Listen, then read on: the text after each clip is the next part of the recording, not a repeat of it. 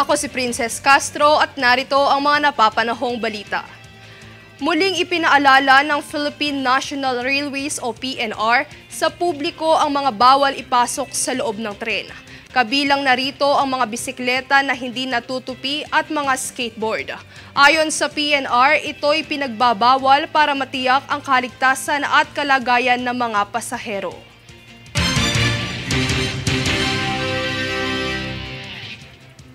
Isang Indian national ang inaresto ng Bureau of Immigration matapos itong magpanggap bilang isang embassy advisor. Narito si Jade Buhoy para sa balita. Noong kamakailan, ika-26 ng Setyembre, inaresto ng Bureau of Immigration o BI ang Indian national dahil sa kanyang pagpapanggap bilang isang embassy advisor. Base sa ulat ni BI Commissioner Norman Tansinko at Fugitive Search Unit Chief Rendel C., kinilala ang suspect bilang si Prites Das, edad 22 taong gulang, na inaresto sa bayan ng Bantay, Ilocos Norte. Nahuli si Das dahil sa kanyang overstaying matapos nang maisuplong sa gobyerno ang kanyang pagkakasala.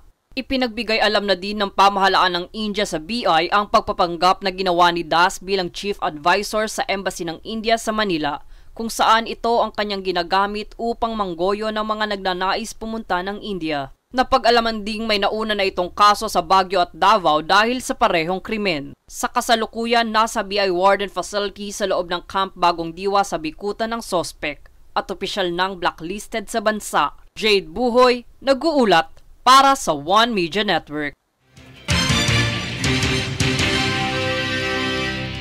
Alinsunod sa pagdiriwang ng World Tourism Day na may temang Tourism and Green Investments, ang Department of Tourism o DOT ay nakiisa sa Intramuros Administration o IA sa kanilang Clean Tramuros Initiative nitong Miyerkules, ika-27 na Setyembre upang tumulong sa mga pangangalaga sa makasaysayang walled city ng Intramuros. Ang Clean Tramuros ay isang community-driven na proyekto na naglalayong isulong ang isang Clean Intramuros sa pamamagitan ng pakikipag-ugnayan sa lokal na komunidad at mga stakeholder ng turismo na magboluntaryo sa pagpapanatiling malinis ng walled city. Mula nang ilunsad ang proyekto noong Marso ngayong taon, ang IA ay nakapag-organisa na ng mahigit 30 clean-up drive at nakipag-ugnayan sa mahigit 3,000 voluntaryo mula sa iba't ibang sektor, kabilang ang mga paaralan at universidad, ahensya ng gobyerno at pribadong sektor.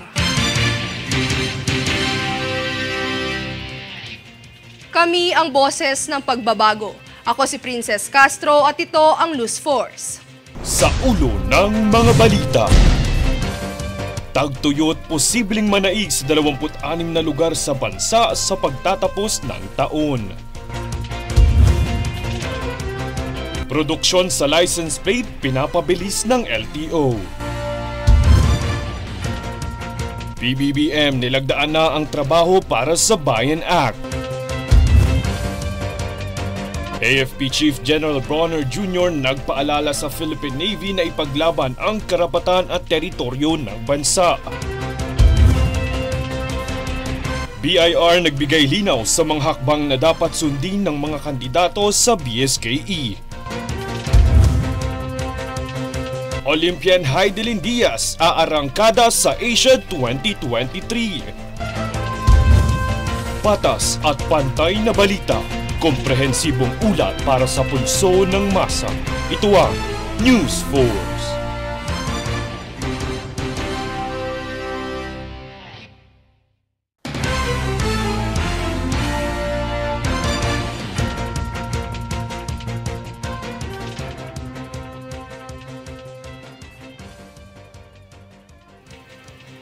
Ako si Princess Castro at narito ang mga napapanahong balita.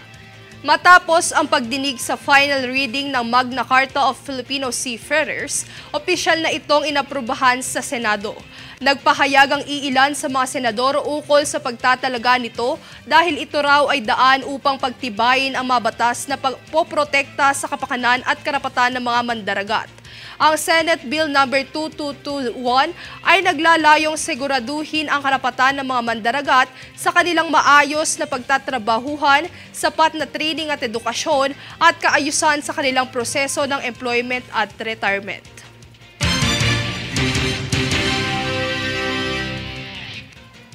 Upang masiguro ang dekalidad at matatag na trabaho, nilagdaan na ang Trabaho sa Bayan Act. Narito ang ulat ni Francis Riodique. Naganapang ceremonial signing ng Trabaho para sa Bayan Act sa Malacanang nitong ika-28 ng Setyembre. Ayon kay Pangulong Bongbong Marcos Jr., naistugunan ng batas na ito ang mga hindi kalidad at di tugma ng mga trabaho, pati na rin ang underemployment. Sa ilalim ng batas na ito ay ang pagtatalaga ng Trabaho para sa Bayan Interagency Council para sa pagpapaigting ng pagbuo ng mga trabaho at pagpapaunlad ng mga kapabilidad ng mga manggagawa. Magbebenepisyo din sa batas ang mga micro, small and medium enterprises o MSMEs kung saan mas paigtingin ang access ng mga ito sa mga serbisyo ng gobyerno ukol sa pinansyal at kapital. Para naman sa mga employers at pribadong sektor, mabibigyan sila ng incentives mula sa gobyerno kapag nakitaan ito ng inisyatibong layong mas paunlarin ang kapabilidad ng manggagawa at kapwa mga negosyante. Pamumunuan ng council na ito ni National Economic and Development Authority o NEDA Secretary Arsenio Balisacan, katuwang sina Department of Trade and Industry o DTI Secretary Alfredo Pascual at Department of Labor and Employment o DOLE Secretary Bienvenido Laguesma. Francis Riodique, nag-uulat para sa One Media Network.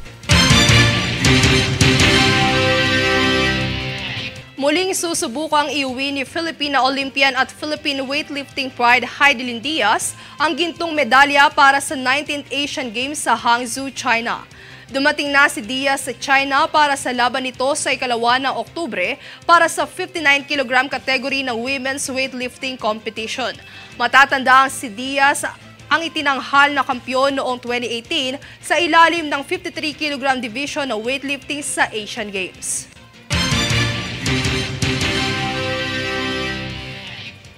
Kami ang boses ng pagbabago. Ako si Princess Castro at ito ang News Force.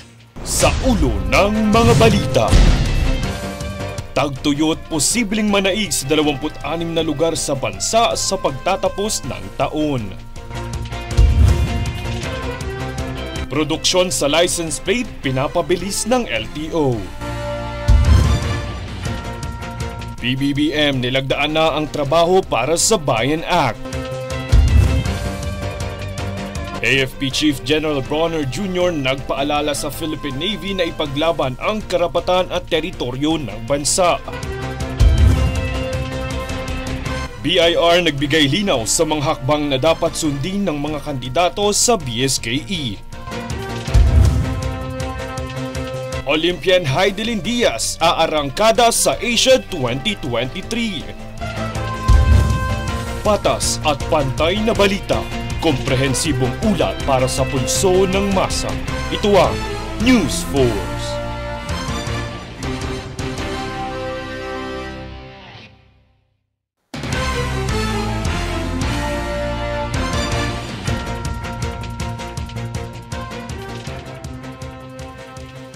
Ako si Princess Castro at narito ang mga napapanahong balita. Ipinag-utos ni Pangulong Bongbong Marcos Jr. sa Department of Agriculture o DA na gawing prioridad ang pagsasaayos ng mga kalsadang nag-uugnay sa mga sakahan at pamilihan upang masiguradong umaayon ng ahensya sa Farm to Market Roads o FMR National Plan. Ang pahayag na ito ng Pangulo ay mula sa isang sectoral meeting kung saan kaniyang iminungkahing kailangang pag-aralan ng DA katuwang ang mga ibang ahensya upang matukoy ang mga kalsada na dapat ayusin upang mapabilis ang daloy ng produkto at serbisyo sa bansa. Ayon sa datos ng DA noong Oktubre noong nakaraang taon, mahigit 67 kilometro na ng FMR ang naayos ng DA at iba pang ahensya kung saan ito ay nasa 51% ng kabuuang target.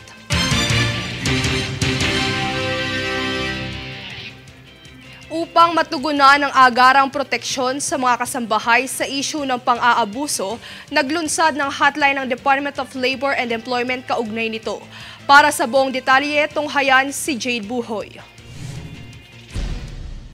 Para mas mapabilis ang pagtugon sa isyu na kinakaharap ng mga kasambahay, naglunsad ang Department of Labor and Employment o DOLE ng Hotline 1349. Ang Hotline 1349 ay hatid ng libreng call center facility ng DOLE para masigurado ang agarang aksyon na kinakailangan ng mga kasambahay, lalo na kung sila'y dumadanas ng pang-aabuso, kakulangan sa sweldo at hindi sapat na benepisyo sa trabaho. Nagpaalala din ng DOLE na kung may nasaksihang pang-aabuso o nakakaranas nito, agarang i-report sa kanilang numero dahil ito'y palagi ang bukas at handang tumugon upang mapanatili ang kanilang kaligtasan. Jade Buhoy, nag-uulat para sa One Media Network.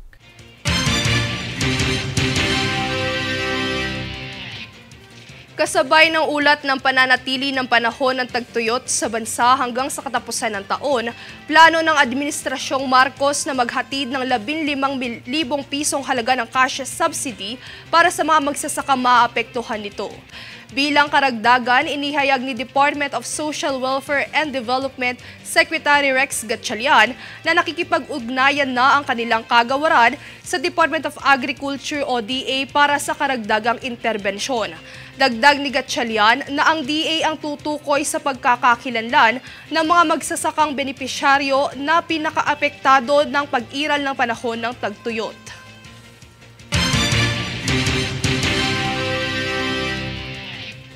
Kami ang boses ng pagbabago. Ako si Princess Castro at ito ang News Force. Sa ulo ng mga balita. Tagtuyot posibleng manaig sa 26 na lugar sa bansa sa pagtatapos ng taon. Produksyon sa license plate pinapabilis ng LTO. PBBM nilagdaan na ang trabaho para sa Bayan Act. AFP Chief General Bronner Jr. nagpaalala sa Philippine Navy na ipaglaban ang karapatan at teritoryo ng bansa. BIR nagbigay linaw sa mga hakbang na dapat sundin ng mga kandidato sa BSKE. Olympian Heidelin Diaz aarangkada sa Asia 2023. Patas at pantay na balita. Komprehensibong ulat para sa pulso ng masa. Ito ang News Force.